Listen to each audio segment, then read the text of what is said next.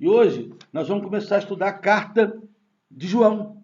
Não é o Evangelho de João, é a carta de João. Por que ele escreveu, o conteúdo da carta, não é isso? Nós vamos estudar isso aí hoje.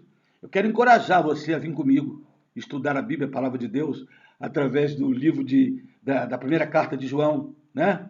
Era essa carta, do João que escreveu, é o próprio apóstolo João. Foi ele quem escreveu essa carta. E ela foi escrita para ajudar o povo de Deus, para ajudar os crentes a saber se realmente são crentes, se já nasceram de novo.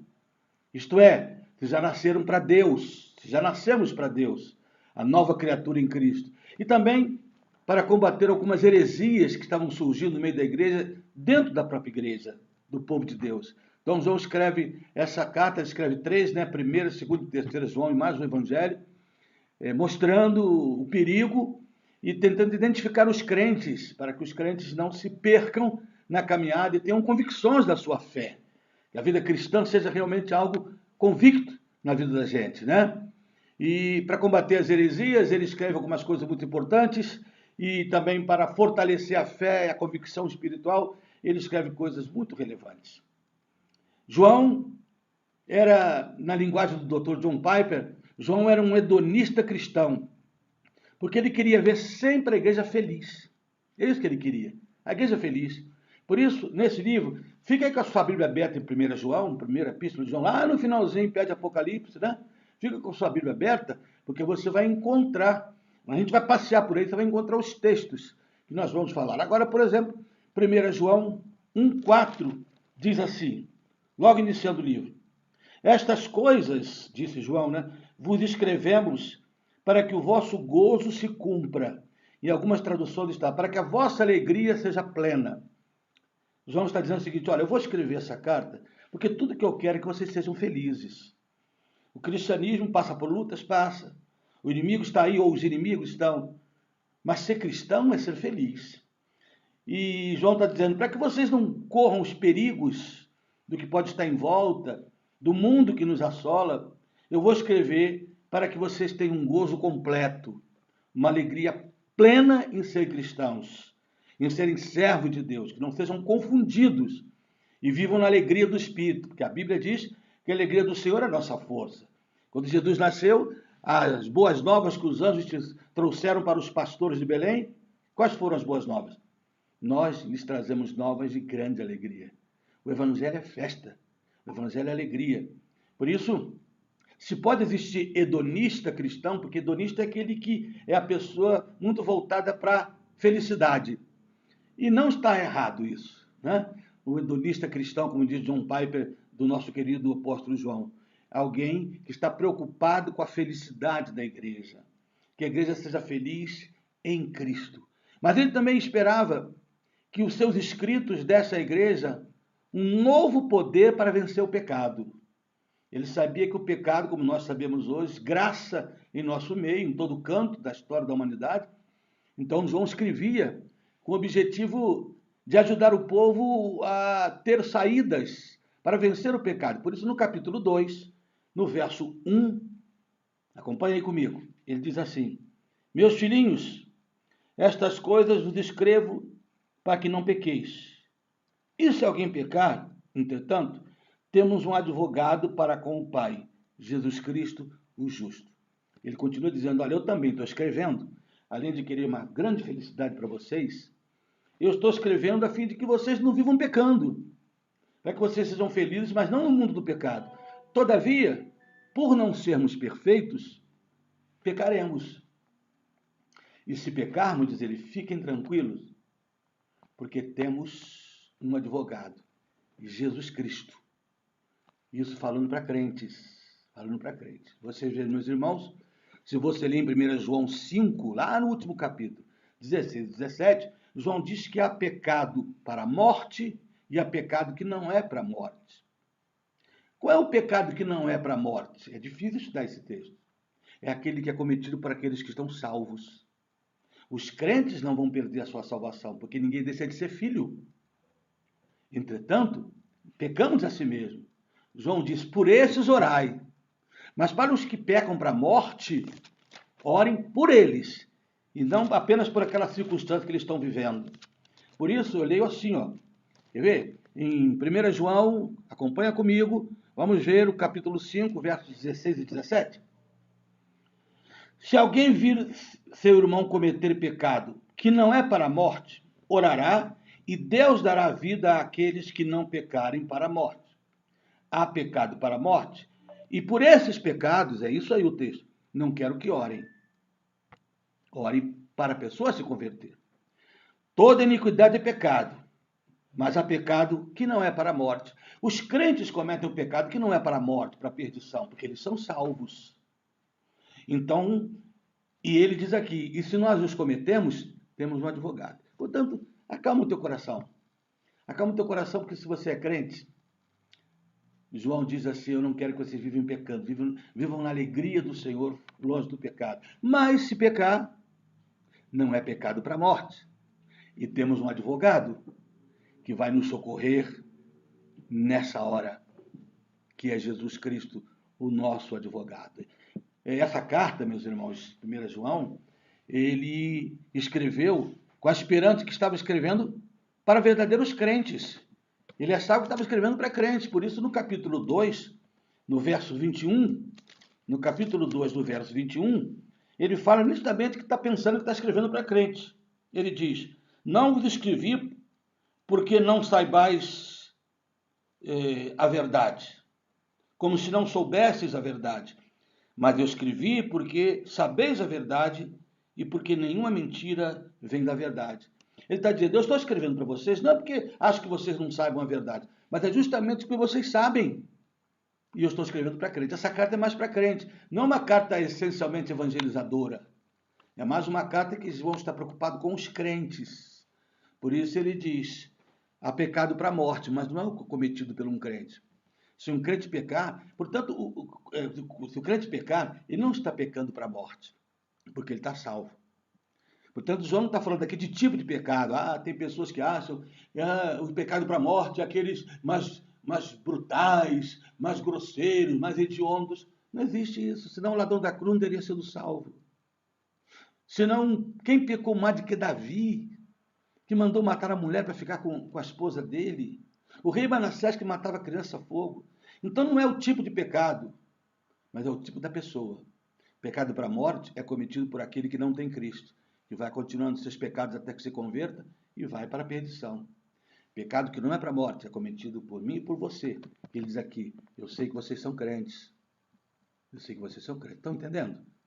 Esses textos difíceis de entender, não é pecado para a morte o que você comete. Todavia, se os cometer, que não deve ser uma prática cristã, a Bíblia diz que aquele que... O próprio João diz que quem está em Cristo não vive pecando, mas se pecar, temos o advogado. Ele crê que está falando para crentes. Ele escreve esta carta também a fim de proteger a igreja dos falsos mestres e dos falsos ensinos. Agora, olha só. Eu estou dando... Você vê que ainda não entrei na carta. Eu estou dando hoje a introdução à carta, como se estivéssemos fazendo um seminário sobre a carta de João primeiramente, antes de entrar na própria carta. Mas ele escreve para defender de algumas heresias, de alguns falsos mestres. Em 1 João 2, 26, a gente lê assim, estas coisas vos escrevi acerca dos que vos enganam. Eu estou escrevendo também para vocês ficarem atentos àqueles que estão vos enganando. São os falsos mestres. Falsos mestres. Ele estava introduzindo uma doutrina que eu vou explicar a vocês qual é. Em suma é o seguinte, esses falsos mestres, eles não podiam crer, não criam que Jesus veio em carne. Não criam nisso. Por quê? Porque para eles a carne é essencialmente má e o espírito é essencialmente bom. Portanto, jamais podia pensar na encarnação, de que o Deus Santo, cujo espírito é justo e limpo, encarnar, tomar forma de homem, entrar na carne humana que é perecível e pecadora. Eles não aceitavam, estavam colocando isso na igreja. Não, Jesus, olha, aquele que você vê lá é só uma aparição. Ele não vem em carne, porque ele não podia vir. Mas isso é uma heresia.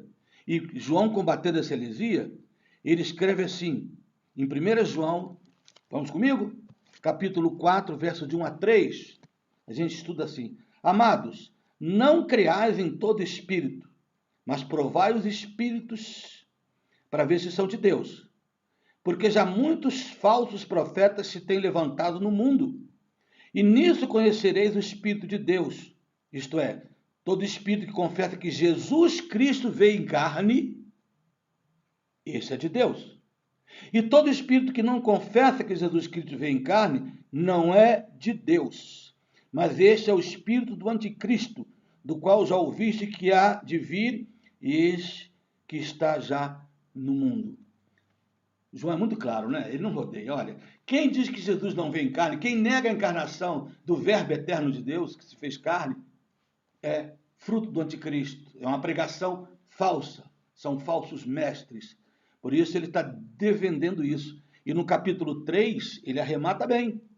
Nesse mesmo livro de João, capítulo 3, no verso de número 7, ele diz assim, eu acho muito interessante o que ele diz nesse capítulo 3, no verso de número 7. Filhinhos, ninguém vos engane. Quem pratica a justiça é justo, assim como Deus é justo. Por que ele disse isso? Porque uma vez que os gnósticos, ou aquele pessoal acreditava que Jesus não pode vir na carne, que a carne é má, só o espírito é bom, quer dizer o seguinte, se você se converte, o seu espírito é bom, ficou justo. Mas a sua carne pode viver como quiser. Pode fazer o que quiser, pode entrar no vício, pode beber, pode adulterar, pode se fornicar, pode fazer o que for, a fornicação, a prostituição, a idolatria, etc. Nada disso vai atrapalhar você. Nada disso vai atrapalhar. Por quê? Porque você tornou justo só no espírito, a sua carne não. Mas aí o que João diz, no verso 7, capítulo 3? Filhinhos, ninguém vos engane.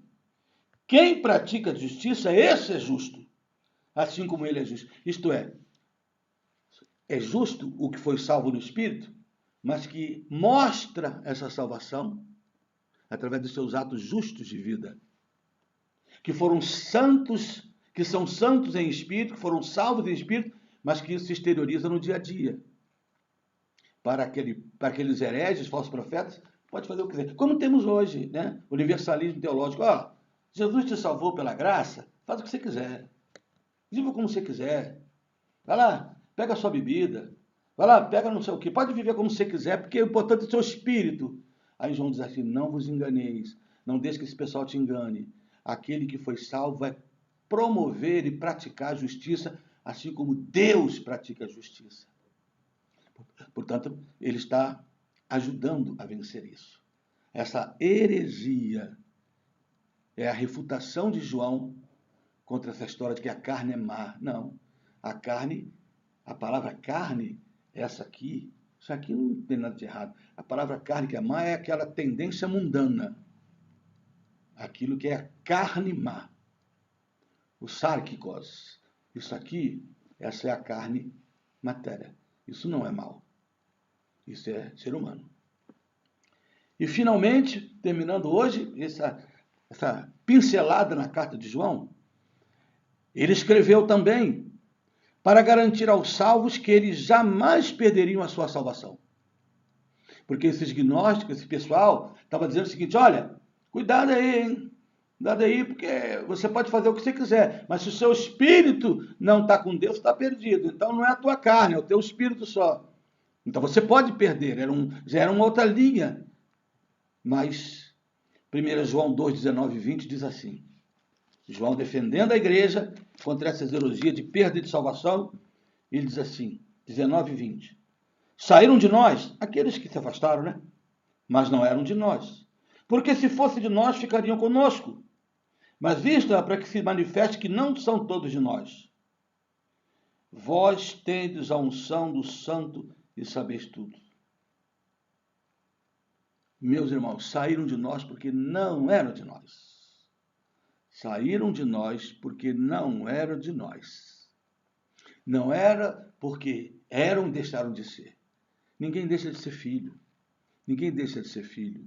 Por isso, eu ainda leio para você em 1 João 5,18, 1 João 5,18. Olha que maravilha que está aqui para a gente, para tranquilizar o nosso coração. Sabemos que todo aquele que é nascido de Deus não vive pecando, é aquilo que eu disse. Peca, mas não vive pecando. Mas o que de Deus é gerado conserva a si mesmo, e o maligno não lhe toca. Você está salvo? Satanás não tem mais nenhum poder sobre a sua vida. Jesus disse: as minhas ovelhas, ninguém as arrebatará de minhas mãos. São minhas. Tudo que o Pai me der virá a mim, o que vier a mim de maneira nenhuma lançarei fora. Para que todo aquele que nele crê não pereça, mas tenha vida eterna. Ninguém perde o que é eterno. Ninguém perde. 1 João 5, no verso 13, há uma confirmação disso aí, meus irmãos. Estas coisas vos escrevi para que saibais que tendes a vida eterna e para que creais no nome do Filho de Deus. Eu estou escrevendo isso para que vocês saibam que vocês têm a vida eterna. Não é uma vida quase eterna. Não é uma vida que está salva hoje e perdida amanhã. Porque se a gente pode perder a salvação, pudesse, me diz, por causa de pecado, qual o dia que estaríamos salvos? Qual o dia que não pecamos? Aí a gente teria que admitir o fato de que existe pecadão e pecadinho. E não existe. Há pecado para morte, sim, dos perdidos. Mas o nosso é para a reconciliação que Deus nos traz. Portanto, a maravilha do Evangelho é isso aí. A maravilha do Evangelho é que você e eu estamos salvos, uma vez salvos, salvos para sempre. Todavia, você precisa saber se está salvo mesmo. Não confie na carne, como esse que diz: posso fazer o que quiser, porque é o meu espírito que interessa. Não. Ele diz: aquele que é salvo não vive pecando e pratica a justiça. Minha gente, a carta de João é pequenininha, 5 capítulos, primeira carta.